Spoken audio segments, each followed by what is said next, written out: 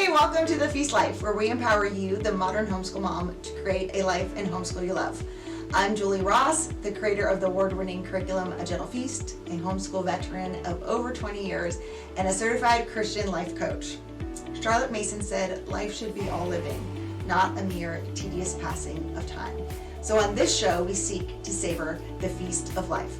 So go get your favorite beverage and pull up a chair. You're welcome at this table.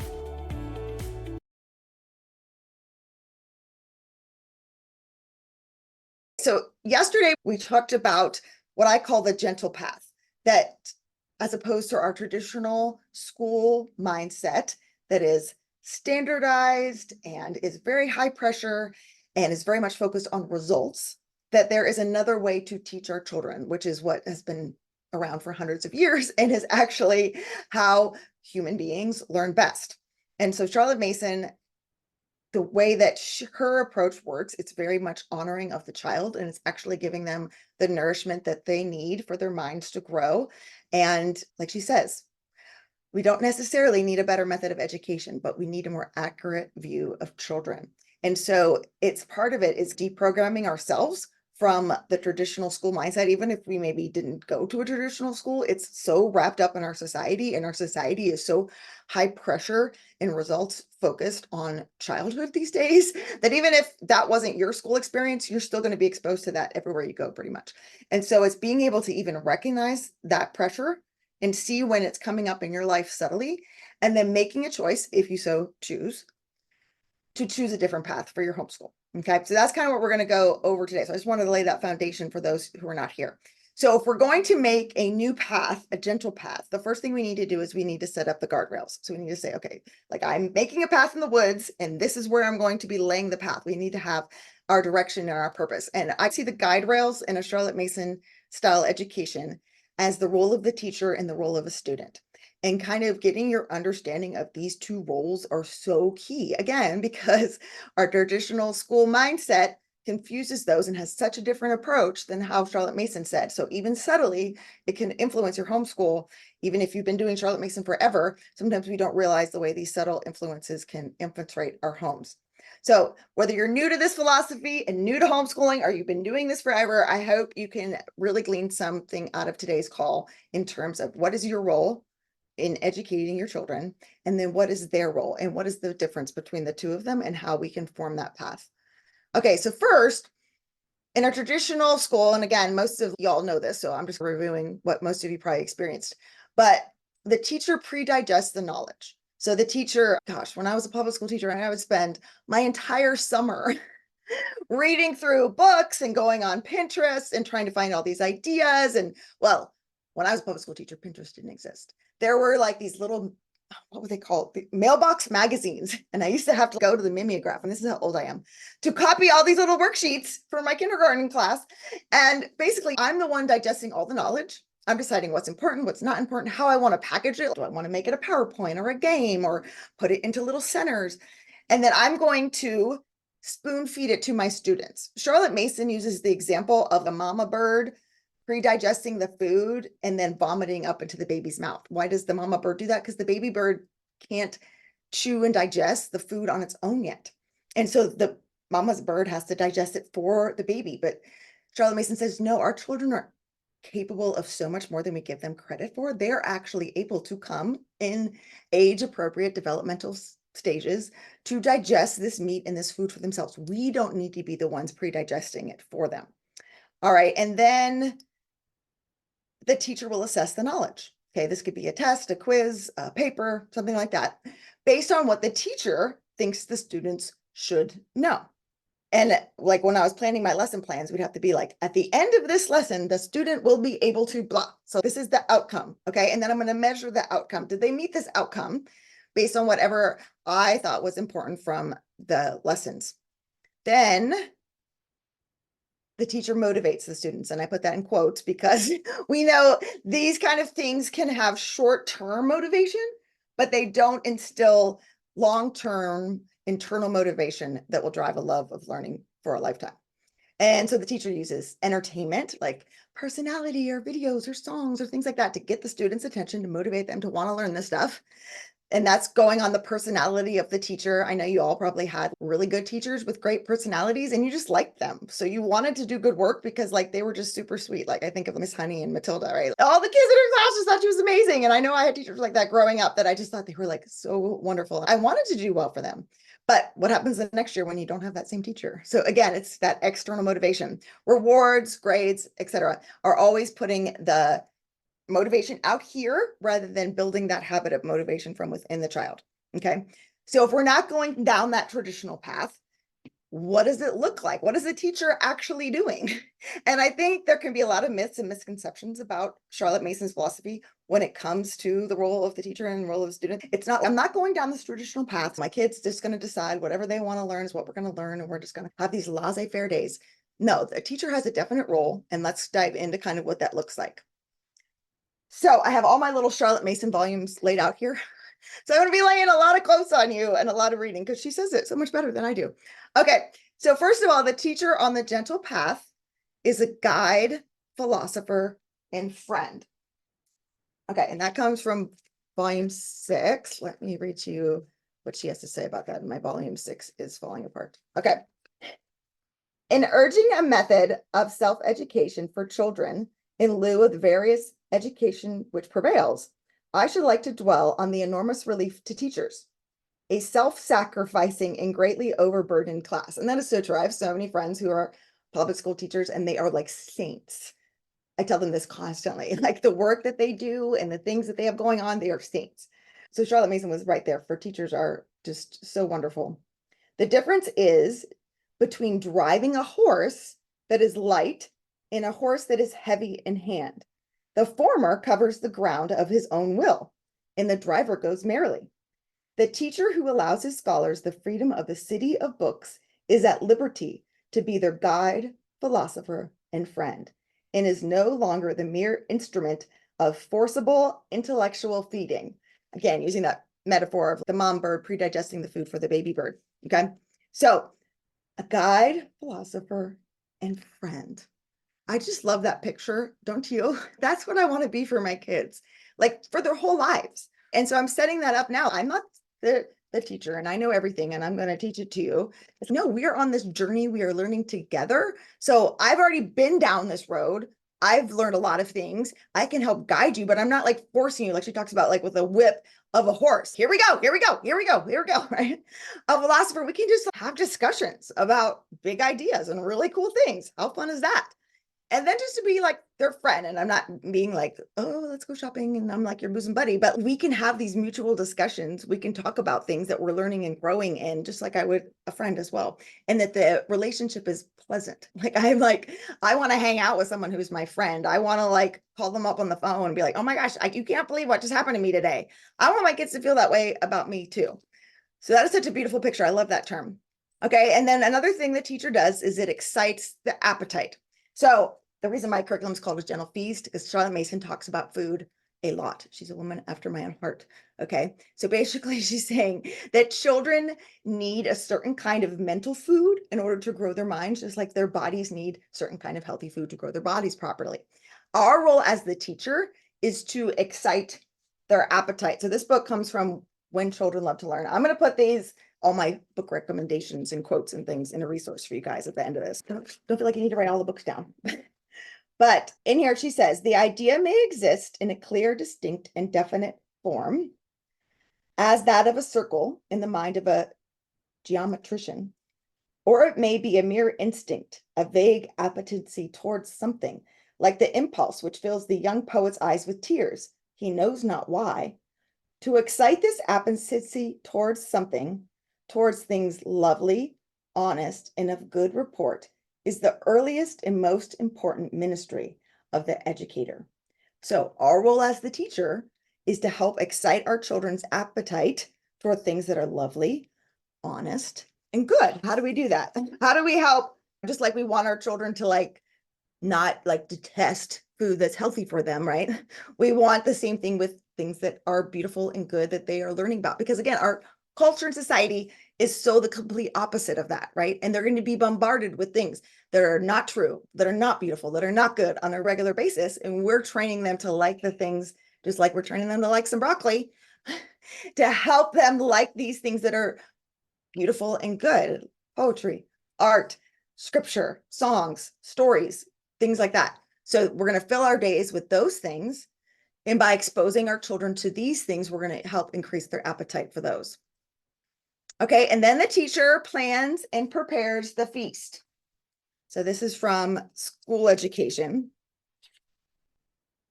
Here's what she has to say. Let them learn from firsthand sources of information, really good books, the best going on the subject they are engaged upon. Let them get at the books themselves, and do not let them be flooded with a warm dilune at the lips of their teacher. Okay, now here, listen very closely because there's several verbs in the sentence that are important. The teacher's business is to indicate, stimulate, direct, and constrain to the acquirement of knowledge, but by no means to be the fountainhead and source of all knowledge in his or own person. The less parents and teachers talk in and expound their rations of knowledge and thought to the children they are educating, the better for the children. Children must be allowed to ruminate, must be left alone with their thoughts. We talked about that yesterday, and the importance of letting kids alone to think through their thoughts and think through all the ideas you're putting them through. So listen, this was the teacher's job, okay? So again, we're not the fountainhead. We don't need to know everything. Can you take a deep breath there? Hallelujah. I do not need to know everything about every subject that my kids need to know, which is great because I don't know everything about every subject. So they can come in source in contact with those people who actually study these things for a living and are really passionate about them. I can put them in touch with those people through books and other resources, and they can learn from those people. I don't need to know it all.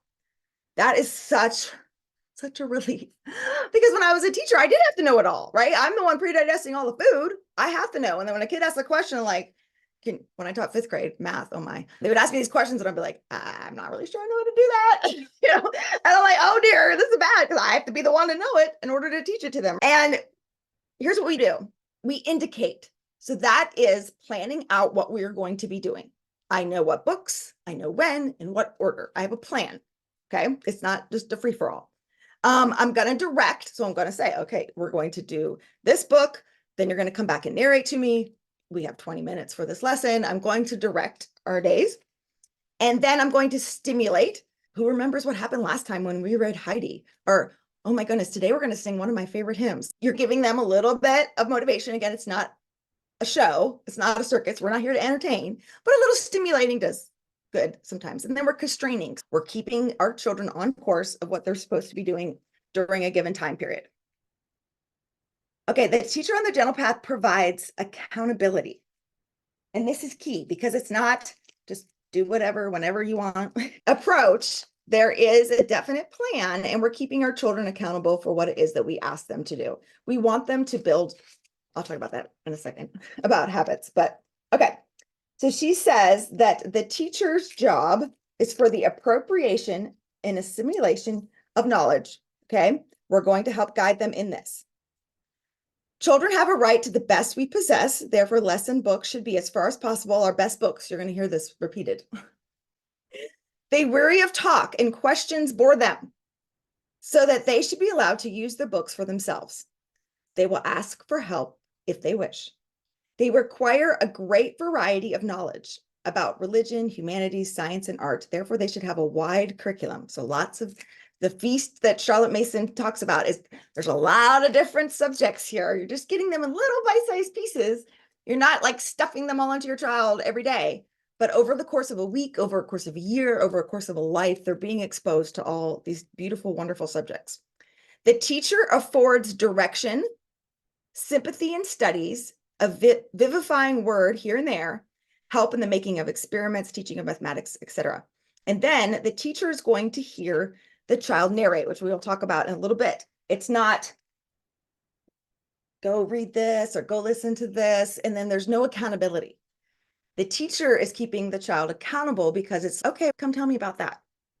And if a child can't narrate, which we're going to get to, then they don't know it. So they didn't actually probably read it very well, or if you're reading it to them. And again, it's a skill. We'll get to narration. People have lots of questions about that. But you are providing that accountability. So it's on us. And again, it's a huge weight, I feel like, off our shoulders to know that we don't have to know everything about everything. And we don't have to come up with all these like entertaining and amazing ways to present the material to our children and feed it to them.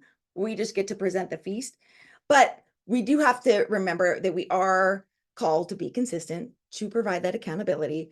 And if students can get into the habit of knowing that we're not going to ask them for a narration, they're not going to read that well because they're human beings, right? We all like to take the easy path. Okay. Gentle's not easy. And I get that misconception a lot. Is that what you mean by a gentle feast? It's easy. I'm like, oh, I'm not pushing and prodding. That's the traditional path, right? It's a gentle path. It feels life-giving, but there is still accountability and there's still a plan. All right.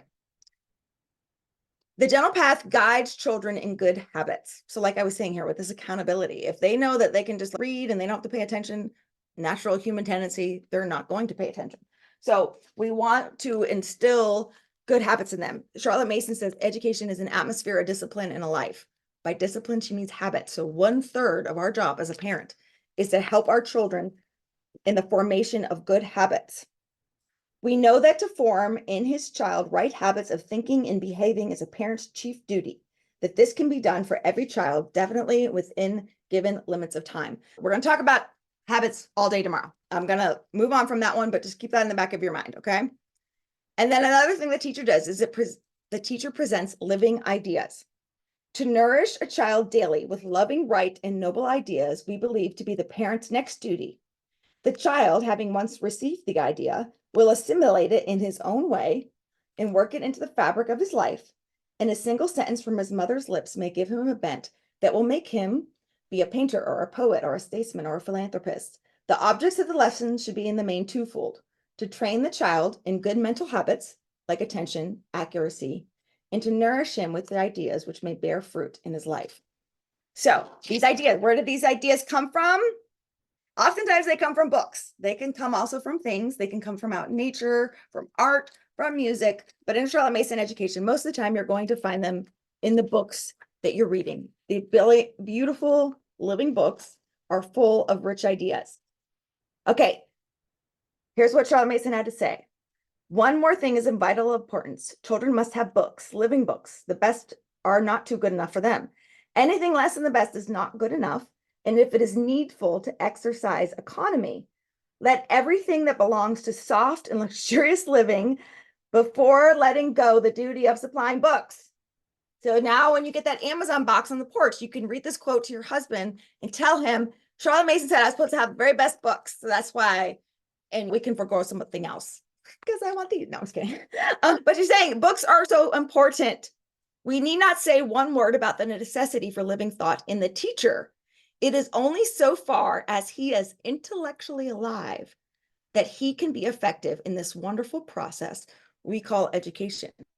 So again, and I didn't put this on there, but I should have, the teacher on the gentle path is consistently filling their own mind. Are you growing and learning alongside? You're the guide, your philosopher friend. You're traveling down this path too. So it's not, you're pulling and prodding your children along this path. No, you're walking like arm in arm and you're learning and growing too. And so how are you feeding your own mind and soul? And then get some good books. Now on a gentle feast, like I give resources. There's so many books that are for free in the public domain. You can get books from the library. Like you can borrow books on audio now. Like there's Kindle. There's so many resources for these great books. But in Charlotte Mason's day, like good books were like super expensive, like a super big investment for a family. Hey, Julie Ross here. I am guessing you might be knee-deep in homeschool planning for next year at this point. It's so fun and exciting, isn't it? But it can also be a little overwhelming. And picking out all the best resources and figuring out what to do is a lot of work. And if you're anything like me, you can have all the best books and all the best resources, but when it comes to like, how do I actually plan out my days? And what do we actually do on a Monday so that I can provide my children the most life-giving, nourishing, educational experience? It can seem a little overwhelming. So if that sounds like you, don't worry. I am doing a free workshop called the 5 Steps to a Life-Giving Homeschool, where I break it down with my very simple framework on how to organize your routine to create the most amazing homeschool filled with connection and creativity. And I would love to have you join me. It's going to be on June 24th. I'm going to put the link below to sign up. If you can't make it live, don't worry. There'll be replays sent out. But I wanted to offer this free workshop to help parents create a very simple rhythm and routine to their homeschool days so that it can be the most life-giving experience.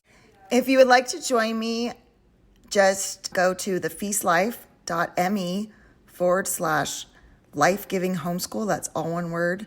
Again, that's thefeastlife.me/life-giving homeschool, and we'll get you all signed up.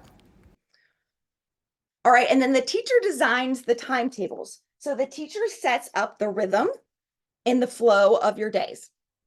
Okay, and Charlotte Mason used this concept of short lessons here.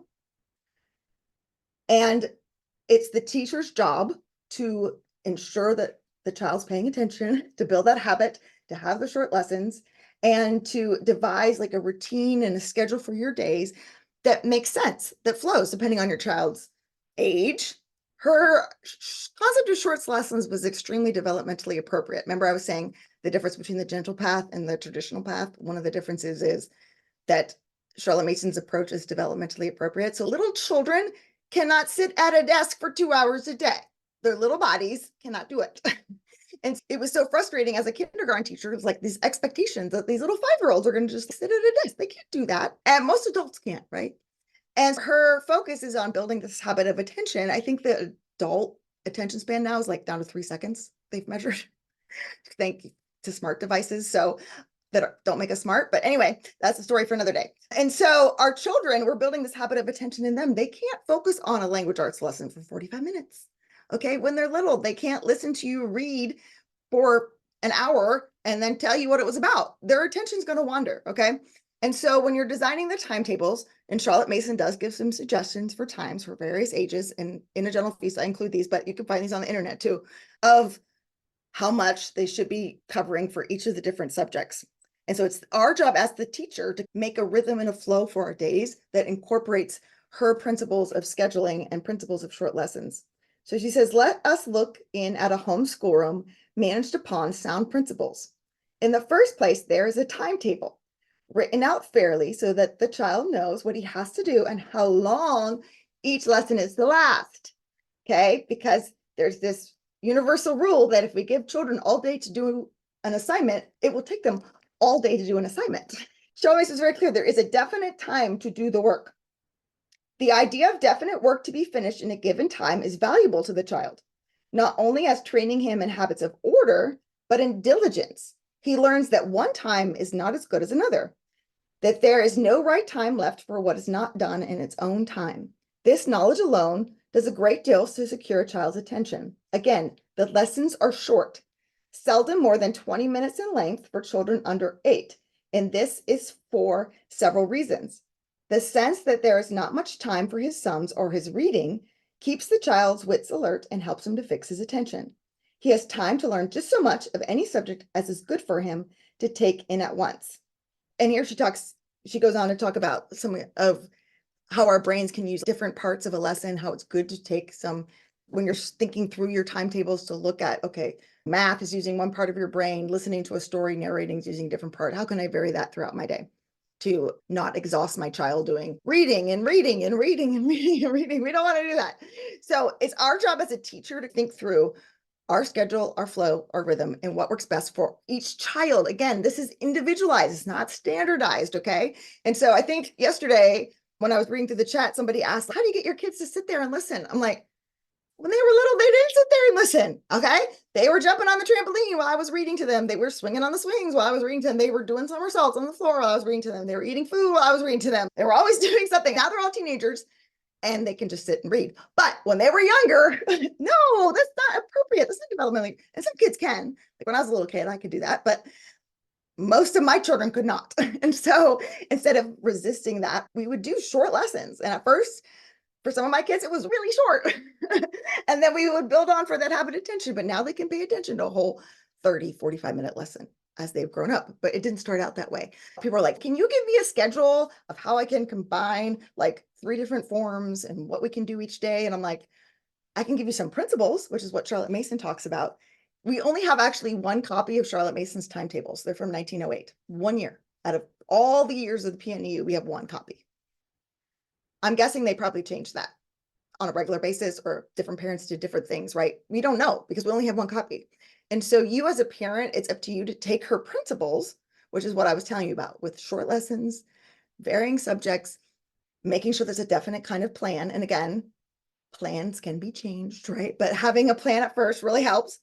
And that's our job as a teacher and our role. And it takes some time to work through that and figure it out. So the dental path can be a little messy path sometimes. And we have to work through these. It's not like it was already cleared for us and now we're just walking down this path and somebody did all the work and I just have to follow this work and follow this formula and I will get this result. That's the traditional path. The general path is I'm looking at my child, I'm working in cooperation with the divine spirit, I'm figuring these things out. And so you might make a plan and then 2 months later, you're like, this is not working. This kid needs to go here while I'm working with this kid by themselves. And now we're going to do this activity in the middle of our day. So now we can't do this. Like it's always changing, but having a plan to begin with is so key as a teacher. Okay. And then the last thing the parent does, which is so important to realize, is the teacher sets the tone. We set the atmosphere of our home. And those of you who have been around me have heard me read this quote before. If you've been in my coaching programs, this is pretty much what we talk about for an entire 12 weeks, but it's still key. And I want to reiterate it for the people who have not heard this before. So this quote is actually from a Parents Review magazine article. The Parents Review was a magazine that Charlotte Mason edited. And he wrote, there are many aspects of home life, from first training to highest education, but there is nothing in the way of direct teaching that will ever have so wide and lasting effect as the atmosphere of home. And the gravest thought concerning this, in this instance, is there's nothing to learn and nothing to teach. The atmosphere emanates from ourselves, us as the teacher, literally is ourselves. The children live in it and breathe it, and we are thus incorporated into them. There is no pretense here or possibility of evasion. We may deceive ourselves, but in the long run, we never deceive our children. The spirit of home life, our more home atmosphere, is accentuated in them. Atmosphere is much more than teaching and infinitely more than talk. Woo! I remember reading that. I was so convicted because the atmosphere of my home was stressful. I felt like I was a dictator and we're always going from this. And why didn't you do that? And that was supposed to be done 10 minutes ago. And you need to finish this and all day long. And I realized, like I was telling you yesterday, a lot of that was influenced by the way I was brought up, by the pressure I felt like of the traditional school mindset. And I was like, this isn't the atmosphere that I want. Charlotte Mason again says education is an atmosphere, a discipline, habits, and a life. Those living ideas from books. So atmosphere is 1/3 of the tools we have as a teacher, but it's something we never talk about, right? It's what math curriculum are you using? Or can I combine my 4th grader with my 3rd grader for geography? And we get so stressed in all these little details, but we miss like this big, huge picture of what is the atmosphere of my homeschool? What atmosphere am I creating? Because it's coming from me. And that's so important to think through as a teacher. Okay, here are some just few little simple things you can do to help with the atmosphere of your home. Playing relaxing music when it's time for school. Or like Ashley and me, we do like dance parties before school. So either one is totally fine. Okay, relax. We could be relaxed and chill, or we could get the vibe up and the energy up before school. Okay. Creating inviting spaces. If we want our children to love to read books, they need to have spaces in your house to go read books, like little cozy corners like this in this picture. Value students collection. Does anybody else's kids love to bring them stuff on nature walks? Yes. Okay. And I'm not saying you got to keep it all, but you can get rid of some of those rocks. But I still have my teenagers cool. My kids found some of the coolest stuff, y'all. Horseshoe crab shells. And we found this one rock that has like fossils in it once on a rock. We keep all that stuff. I want to show them like what they're finding is important. So maybe have a little part of your house where you can display their nature collection or their art projects or things like that. Teaching them habits of order. This is so important. So where does our stuff go when we're finished? Where do I find the pencils? How do I sharpen a pencil? I don't know about you, but pencils seem to disappear at my house. So like having at the end of every school day, we spend 15 minutes cleaning up our stuff so we're ready for tomorrow. Teaching them these habits of order is so important to change the atmosphere of your home. It displaying beautiful artwork. So if like the picture prints that you're using for your studies, displaying them or just displaying beautiful artwork, it doesn't be what you're studying. So they can see that and have that picture gallery in their mind. And then make your living books accessible to them. So again, I realize like some of them are very priceless. You can put those up high. Like I have some that are like I have an original copy of our island story that's worth like $300. No one is touching that, okay? But if I want my kids to be like reading these books on a regular basis and love these books, put them in baskets.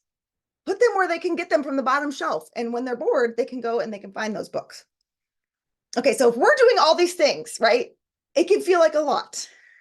But I promise you, it is a lot, and it is a great responsibility that we have to homeschool our children, but it is so much less than if we are trying to pre-digest all the knowledge and figure out how we're supposed to teach it to our kids. So we're putting them in touch with these great books, with these great minds, and they are doing what?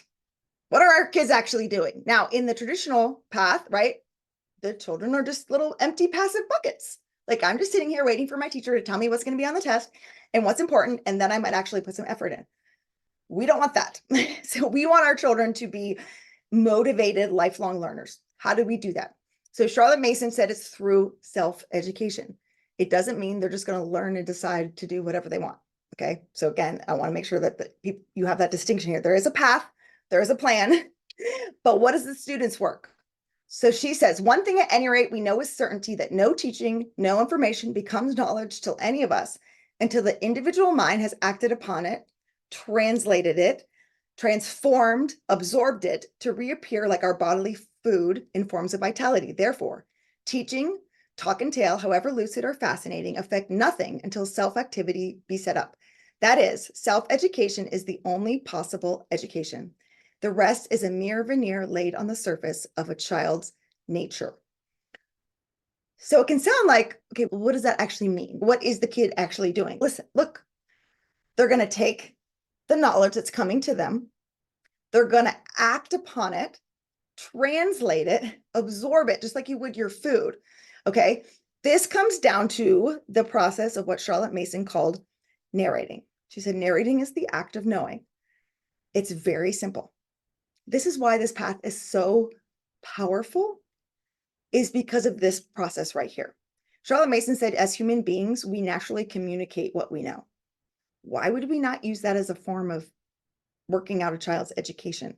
Why do we feel the need to ask them basic recall questions or fill their days with busy work so we look like we've learned something today, but then they totally forget it a week later? Narration is the act of knowing. If you can tell something to someone, you actually know it. So if one of your friends was like, hey, what was that gentle art of homeschooling thing all about? And you tell them, then you actually know the things that you took out of this call. That's why I'm asking you all to narrate in the Facebook group, right? So it's very simple. But as parents, we can freak out about it.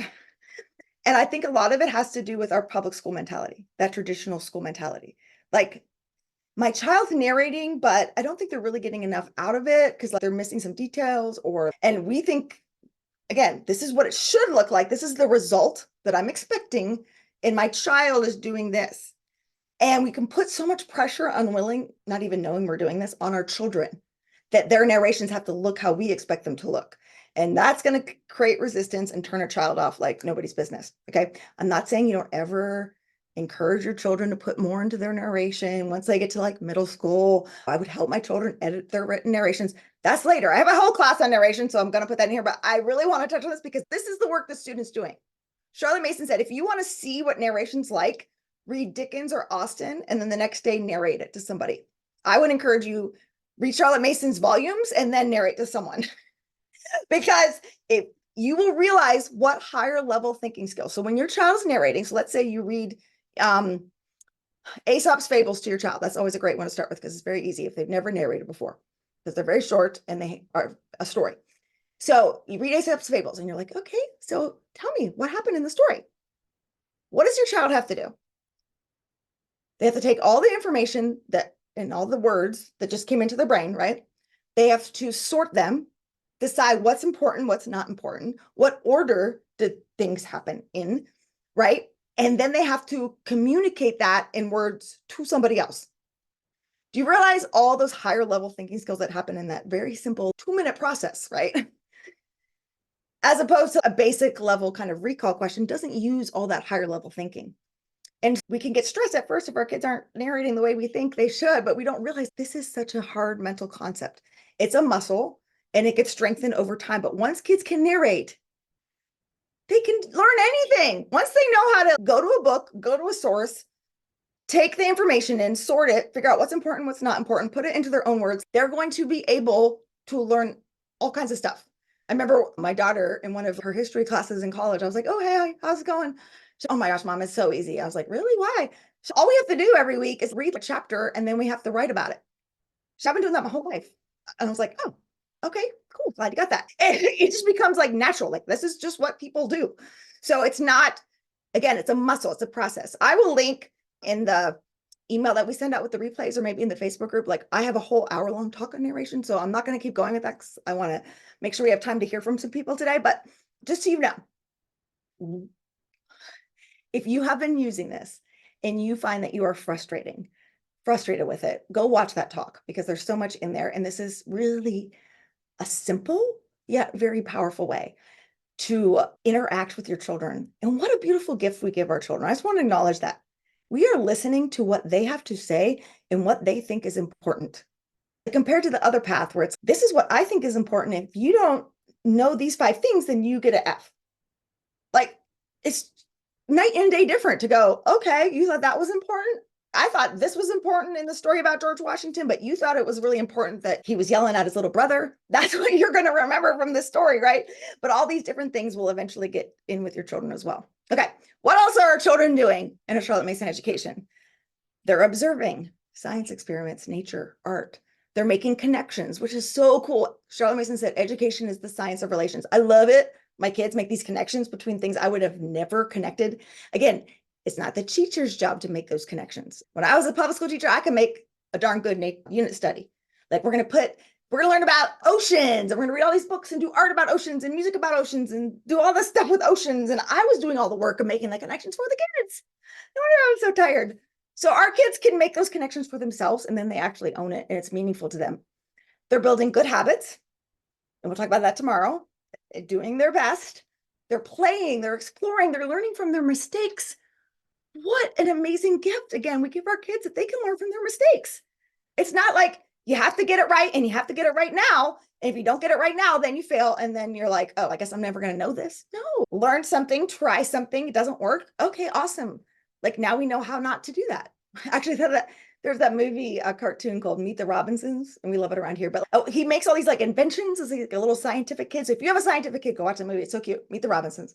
And in it, he's trying to make this invention with this peanut butter and jelly sprayer, and it keeps not working and not working.